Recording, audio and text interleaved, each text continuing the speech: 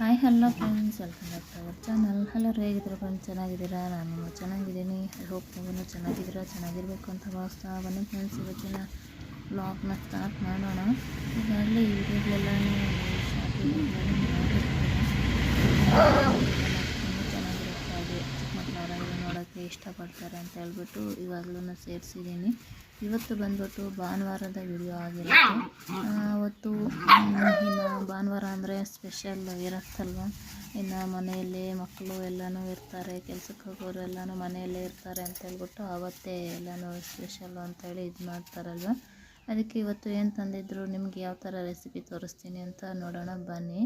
ಇವತ್ತು ಬಂದ್ಬಿಟ್ಟು mutton and parotta. Mutton recipe ನಾನು ಯಾವ ಥರ ಮಾಡ್ತೀನಿ, ಏನು ಹೇಗೆ ಅಂತೇಳ್ಬಿಟ್ಟು ನಿಮ್ಮ ಜೊತೆ ಶೇರ್ ಮಾಡ್ತೀನಿ. ಯಾರಾದರೂ ವೆಜಿಟೇರಿಯನ್ ಇದ್ದರೆ ಸಾರಿ, ಇದು ಬಂದ್ಬಿಟ್ಟು ನಾನ್ ವೆಜಿಟೇರಿಯನ್ಸ್ಗೇ ಅಂತ ಅನಿಸುತ್ತೆ. ಇಲ್ಲಿ ಬಂದ್ಬಿಟ್ಟು ಮಟನ್ ಸಾಂಬಾರು ನಾನು ಯಾವ ಥರ ಮಾಡ್ತೀನಿ ಅಂತ ತೋರಿಸ್ತಾ ಇದ್ದೀನಿ. ಮೊದಲು ಬಂದ್ಬಿಟ್ಟು ಚಕ್ಕೆ, ಲವಂಗ, ಗಸಗಸೆ ಮತ್ತು ಕಡಲೆಪಪ್ಪು ಹಾಕಿದ್ದೆ. ಇಲ್ಲಿ ಬಂದ್ಬಿಟ್ಟು ಧನಿಯಾ ಪುಡಿ ಆಗೋಗಿತ್ತು, ಧನಿಯಾ ಇತ್ತು. ಪುಡಿ ಇದ್ರೂ ನೀವು ಹಾಕ್ಕೊಳ್ಳಿ. ನಾನು ಧನಿಯಾನ ಚೆನ್ನಾಗಿ ಹುರಿತಾ ಇದ್ದೀನಿ.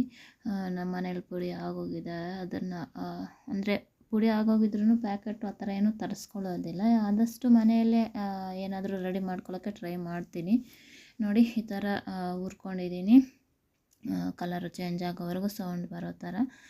ಇವಾಗ ಬಂದ್ಬಿಟ್ಟು ಅದನ್ನು ಅಷ್ಟೇ ಮಿಕ್ಸಿಗೆ ಹಾಕ್ಕೊಂಡು ಇಲ್ಲಿ ಬಂದ್ಬಿಟ್ಟು ನೋಡಿ, ಇವುಗಳನ್ನೆಲ್ಲನೂ ನಾವು ರೆಡಿ ಮಾಡಿ ಇಟ್ಕೋಬೇಕು. ಟೊಮೊಟೊ, ಈರುಳ್ಳಿ, ಬೆಳ್ಳುಳ್ಳಿ, ಶುಂಠಿ, ಕೊತ್ತಂಬರಿ ಇದೆಲ್ಲನೂ ನೋಡಿ ಈ ಥರ ಎಲ್ಲನೂ ಕಟ್ ಮಾಡಿ ಇಟ್ಕೊಂಬಿಟ್ಟಿದ್ದೀನಿ, ಕ್ಲೀನ್ ಮಾಡಿ. ಇಲ್ಲಿ ಬಂದ್ಬಿಟ್ಟು ಬೆಳ್ಳುಳ್ಳಿ, ಶುಂಠಿ, ಈರುಳ್ಳಿ 2, ಟೊಮೊಟೊ ಒಂದು 4-5, ಹಾಗೆ ಹಸಿ ಕೊಬ್ಬರಿ, ಇಲ್ಲಿ ಬಂದ್ಬಿಟ್ಟು ಪುದೀನ ಮತ್ತು ಕೊತ್ತಂಬರಿ ಇಷ್ಟನ್ನು ರೆಡಿ ಮಾಡಿ ಇಟ್ಕೊಂಡಿದ್ದೀನಿ.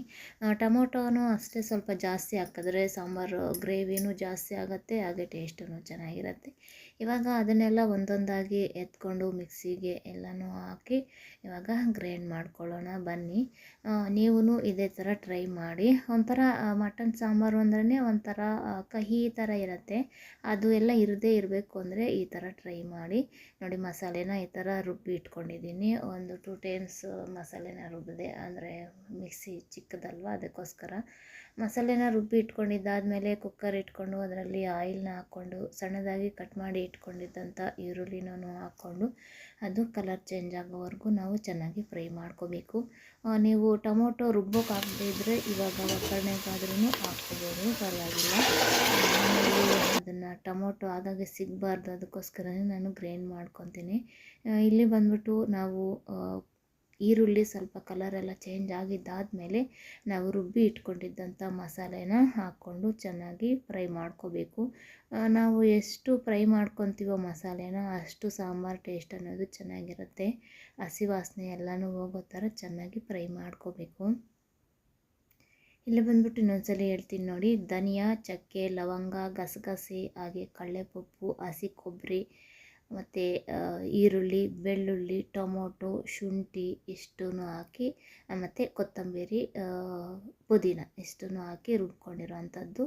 ಖಾರ ಪುಡಿ ಹಾಕಿರಲಿಲ್ವಲ್ಲ, ಅದಕ್ಕೆ ಇವಾಗ ಖಾರ ಪುಡಿನೂ ಸೇರಿಸ್ಕೊತಾ ಇದ್ದೀನಿ. ಹಾಗೆ ಒಂದು ಚಿಟಿಕೆ ಅಷ್ಟು ಅರಿಶಿನನೂ ಹಾಕ್ಕೊತಾ ಇದ್ದೀನಿ. ಇವಾಗ ಇನ್ನಷ್ಟು ಚೆನ್ನಾಗಿ ಮಸಾಲೆನ ಕಲಸಿ ಚೆನ್ನಾಗಿ ಫ್ರೈ ಮಾಡ್ಕೊಳ್ಳೋಣ ಆಯಿಲಲ್ಲಿ. ಹಾಗೆ ಇವಾಗೇನೆ ರುಚಿಗೆ ತಕ್ಕಷ್ಟು ಉಪ್ಪುನೂ ಸೇರಿಸ್ಕೊತೀನಿ. ಇವಾಗ ರುಚಿಗೆ ತಕ್ಕಷ್ಟು ಉಪ್ಪುನೂ ಹಾಕಿ ಹಾಗೆ ಚೆನ್ನಾಗಿ ಮಸಾಲೆ ವಾಸನೆ ಅಂದರೆ ಹಸಿ ವಾಸನೆ ಎಲ್ಲನೂ ಹೋಗೋ ಥರ ಚೆನ್ನಾಗಿ ಫ್ರೈ ಮಾಡ್ಕೋಬೇಕು.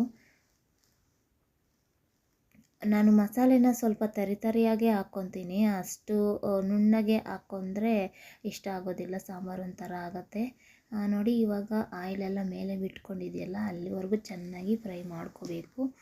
ಇವಾಗ ನಾವು ಕಟ್ ಮಾಡಿ ಇಟ್ಕೊಂಡಿದ್ದಂಥ ಹಾಗೆ ಕ್ಲೀನ್ ಮಾಡಿ ಇಟ್ಕೊಂಡಿದ್ದಂಥ ಮಟನ್ನೂ ಸೇರಿಸಿ ಒಂದು ಸ್ವಲ್ಪ ಹೊತ್ತು ಮಸಾಲೆನಲ್ಲಿ ಚೆನ್ನಾಗಿ ಕಲಿಸ್ಕೋಬೇಕು.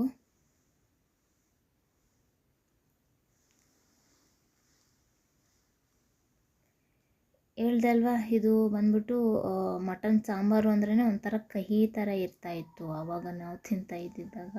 ಅದಕ್ಕೆ ಕಾರಣ ಏನಂದರೆ ಗರಂ ಮಸಾಲ ಜಾಸ್ತಿ ಹಾಕ್ತೀವಿ, ಹಾಗೆ ಧನಿಯಾ ಪುಡಿನೂ ಜಾಸ್ತಿ ಹಾಕಿ ಈ ಇಂಗ್ರೀಡಿಯೆಂಟ್ಸ್ ಎಲ್ಲ ಕಡಿಮೆ ಹಾಕಿರ್ತೀವಿ. ಅದಕ್ಕೋಸ್ಕರನೇ ಮಸಾಲೆ ಅಂದರೆ ಸಾಂಬಾರು ಒಂಥರ ಕಹಿ ಥರ ಅನ್ನಿಸ್ತಾಯಿತ್ತು. ಇವಾಗ ಅದನ್ನೆಲ್ಲ ಬ್ಯಾಲೆನ್ಸ್ ಮಾಡಬೇಕು. ಹಾಗೆ ನಮಗೆ ಗ್ರೇವಿ ಸಾಂಬಾರು ಇದೆಲ್ಲನೂ ಚೆನ್ನಾಗಿ ಜಾಸ್ತಿ ಬರಬೇಕು ಅಂತ ಹೇಳಿದ್ರೆ ಈರುಳ್ಳಿ ಮತ್ತು ಟೊಮೊಟೊ ಒಂದು 4-5 ಟೊಮೊಟೊ, ಕೊಬ್ಬರಿ, ಇವು ಕಡಲೆಪಪ್ಪು ಇವುಗಳನ್ನೆಲ್ಲ ಜಾಸ್ತಿ ಹಾಕ್ಕೊಂಡ್ರೆ ನಮಗೆ ಸಾಂಬಾರು ಟೇಸ್ಟೂ ಬರುತ್ತೆ, ಹಾಗೆ ಗ್ರೇವಿನೂ ಜಾಸ್ತಿ ಆಗುತ್ತೆ.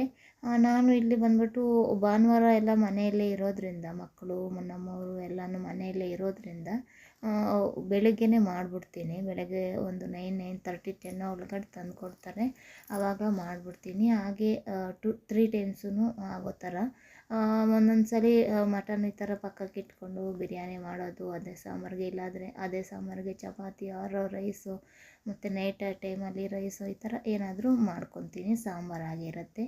ಇನ್ನು ಕೆಲಸಗಳಿಗೆ ಅದಕ್ಕೆ ಹೋಗಿ ಅವತ್ತೊಂದು ದಿನ ಇರ್ತಾರಲ್ಲ 3 ಟೈಮ್ಸು ತಿನ್ಬೋದು ಅಂತ ಹೇಳ್ಬಿಟ್ಟು ಆ ಥರ ಮಾಡ್ಕೊತೀವಿ.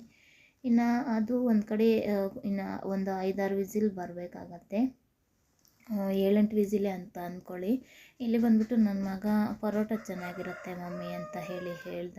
ಸರಿ ಅಂತ ಹೇಳ್ಬಿಟ್ಟು ಇನ್ಸ್ಟೆಂಟ್ ಪರೋಟ ಇರುತ್ತಲ್ವ, ಸರಿ ಅಂತ ಹೇಳ್ಬಿಟ್ಟು ಕೊಡೋಣ ಅಂದರೆ ಈ ಪೋಲಿಯೋ ಇದು ಇತ್ತು, ಅದಕ್ಕೋಸ್ಕರ ನಮ್ಮವರು ಮಟನ್ ತರಿಸಿ ಅವರು ಕೆಲಸಕ್ಕೆ ಅಂತೇಳಿ ಆಫೀಸ್ಗೆ ಅಂತೇಳಿ ಹೊರಟೋಗಿದ್ರು. ಇನ್ನು ಅವರು ಮಧ್ಯಾಹ್ನ ಊಟಕ್ಕೆ ಬರ್ತಾರೆ, ಆವಾಗ ಮುದ್ದೆ ರೈಸ್ ಏನಾದರೂ ಮಾಡೋಣ. ಇವಾಗ ಮಕ್ಕಳಿಗೆ ಇದು ಇಷ್ಟಪಡ್ತಾ ಇದ್ದಾರಲ್ಲ, ಅದು ಮಾಡಿಕೊಡೋಣ ಅಂತ ಹೇಳ್ಬಿಟ್ಟು ಪರೋಟ ಪ್ಯಾಕೆಟ್ನ ತರಿಸಿದ್ದೆ. ಅದು ಒಂದು ಪ್ಯಾಕೆಟಲ್ಲಿ 10 ಅಷ್ಟು ಇದ್ದವು. ಸರಿ ಅಂತ ಹೇಳ್ಬಿಟ್ಟು ಇನ್ಸ್ಟೆಂಟು ಪರೋಟ ಅಂದರೆ ಮೈದಾ ಇರುತ್ತೆ, ಏನು ಮಾಡೋಕ್ಕಾಗೋದಿಲ್ಲ. ಒಂದು ಟೈಮು ಒಂದಿನ ಆ ಥರ ಇಷ್ಟಪಡ್ತಾರೆ, ಮಾಡಿಕೊಡ್ಬೇಕು ಅಂತ ಹೇಳ್ಬಿಟ್ಟು ಮಾಡ್ತಾಯಿದ್ದೀನಿ. ಇದೇ ಫಸ್ಟ್ ಟೈಮ್ ನಾನು ಇನ್ಸ್ಟೆಂಟ್ ಪರೋಟ ತರಿಸಿ ಮಾಡ್ತಾ ಇರೋಂಥದ್ದು. ಮತ್ತು ಇದಕ್ಕೆ ತುಪ್ಪ ಎಲ್ಲ ಮಿಸೋದು ಚೆನ್ನಾಗಿ ಇದು ಮಾಡ್ತಾಯಿದ್ದೀನಿ. ಇಲ್ಲಿ ಬಂದ್ಬಿಟ್ಟು ನೋಡಿ, ಕುಕ್ಕರು 8 ವಿಸಿಲೇನೋ ಹಾಕ್ಸಿದೆ. ಹಾಗೆ ಇದೆಲ್ಲ ನಾವು ವಿಸಿಲ್ ಹಾಕ್ಸೋದು ಹೆಚ್ಚಲ್ಲ, ಅದು ಎಲ್ಲನೂ ಹೋಗಬೇಕು, ಗ್ಯಾಸೆಲ್ಲ ಹೋಗೋ ಅಷ್ಟೊತ್ತೂ ನಾವು ಇರಬೇಕು. ಇದ್ದು ಈ ಥರ ತೆಗೆದು ಮತ್ತೆ ಒಂದ್ಸಲ ಕುದಿಸಿದ್ರೆ ಆವಾಗಲೂ ಅಷ್ಟೇ ಉಪ್ಪು ಖಾರ ಎಲ್ಲ ಸರಿ ಹೋಗಿದೆಯಾ ಏನು ಅಂತ ನೋಡಿಕೊಂಡು ಹಾಕ್ಕೋಬೋದು. ನೋಡಿ, ಟೇಸ್ಟಿ ಮಟನ್ ಸಾಂಬಾರು ರೆಡಿ ಆಯಿತು. ಇದು ಮುದ್ದೆಗೆ, ಚಪಾತಿ, ಪೂರಿ, ರೈಸ್ ಎಲ್ಲದಕ್ಕೂ ಚೆನ್ನಾಗಿರುತ್ತಲ್ವ. ಆಲ್ಮೋಸ್ಟ್ ಎಲ್ಲನೂ ಮುದ್ದೆಗೇ ಮಾಡ್ಕೊಳ್ಳೋದು. ಇನ್ನು ನನ್ನ ಮಗನಿಗೂ ಹಾಕಿ ಕೊಟ್ಟೆ, ಕತ್ಕೊಂಡಿದ್ದಾರೆ. ಇನ್ನು ಟೈಮೂ ಆಯಿತು. ನಮ್ಮವ್ರು ಇಲ್ವಲ್ಲ, ಸ್ವಲ್ಪ ಲೇಟಾಗಿನೇ ಮಾಡಿದೆ. ಒಂದು 10 ಮೇಲೆ ಆಗೋಯ್ತು ಬಿಡಿ, ಪರೋಟ ಎಲ್ಲ ತರಿಸಿ ಎಲ್ಲ ಮಾಡೋ ಅಷ್ಟರೊಳಗೆ. ನನಗೆ ಗೊತ್ತಲ್ವ, ಸ್ವಲ್ಪ ಕ್ರಿಸ್ಪಿಯಾಗೇ ಇರಬೇಕು, ಸ್ವಲ್ಪ ಜಾಸ್ತಿನೇ ಫ್ರೈ ಮಾಡ್ತೀನಿ. ಎಷ್ಟೇ ಟ್ರೈ ಮಾಡಿದ್ರೂ ತಿನ್ನೋಕ್ಕೆ ನನಗೊಂಥರ ಹಸಿ ಥರನೇ ಫೀಲ್ ಆಗುತ್ತೆ. ಸರಿ ಅಂತ ಹೇಳ್ಬಿಟ್ಟು ಮಕ್ಕಳು ನಾನೊಂದು ತಿಂದೆ, ಮತ್ತು ಮಕ್ಕಳಿಗೆ ಎಲ್ಲನೂ ಮಾಡಿಕೊಟ್ಟೆ. ಇನ್ನು ಅವತ್ತು ಈ ಹಿಂದಿನ ದಿನ ಎಲ್ಲನೂ ಅಂದರೆ ರೀಲ್ಸಲ್ಲೆಲ್ಲ ನೋಡಿರ್ತೀರ, ನಾನು ಫ್ರಾಕ್ ಸ್ಟಿಚ್ ಮಾಡಿದ್ದು.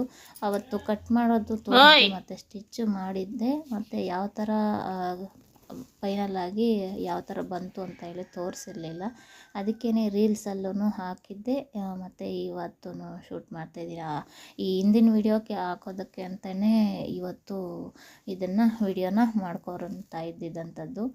ತುಂಬಾ ಚೆನ್ನಾಗಿ ಬಂದಿತ್ತು. ಇದು ಬಂದ್ಬಿಟ್ಟು ನೋಡಿ, ಲಾಂಗ್ ಸ್ಲೀವ್ಸ್ ಇಟ್ಟು ಈ ಅಂಬ್ರೆಲಾ ಸ್ಲೀವ್ಸೇನೆ ಹಾಕಿದ್ದೀನಿ. ಈ ಥರ ಚೆನ್ನಾಗಿ ಬಂದಿತ್ತು, ನನಗೂ ಇಷ್ಟ ಆಯಿತು.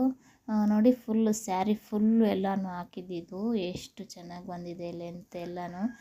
ಈ ಥರ ಇದ್ರೇ ಅಲ್ವಾ ಅದೊಂಥರ ಫೀಲು.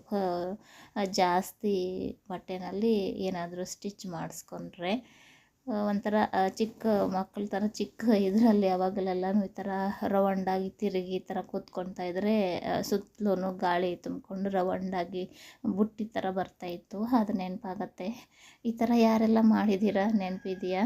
ನನಗೆ ಈ ಥರ ಫ್ರಾಕ್ಸ್ ಇವು ಹಾಕ್ಕೊಂಡ್ರೆ ಅದೇ ನೆನಪಾಗತ್ತೆ.